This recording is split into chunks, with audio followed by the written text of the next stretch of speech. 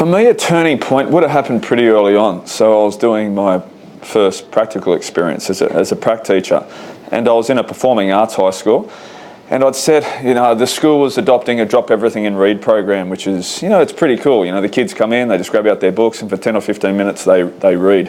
And there was one particular student who was normally a pretty good student. He was disengaged, and I'd say, hey, just read your book. And I was doing my pracs, so I was probably under a little bit of pressure. You want to do well, you want to show that you got control of the class and that type of thing.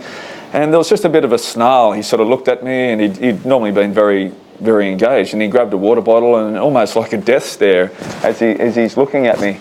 And I was about to press this male student. I was about to, and what I mean by that is I was just about to come at him and put him under a little bit of pressure, and sort of demand that he read. And then I just sort of took, I guess, almost a step back, and I just sort of looked at his face, and I could tell that he was fight or flighting. My background, I've had access to a lot of that, a lot of trauma, and I could see on his face that something wasn't right. And as I said, I nearly got it wrong. I nearly pressed him, so then I sort of stepped back and thought, no, something's not right. And instead, I just walked straight up to this student. I sort of got down really low, and I said, mate, are you okay?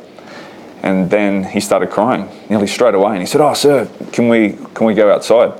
So I took him outside, and his parents were separating that day, and he had a fair bit going on. And I think for me then, at that point, I realised that it's so important for us to get it right.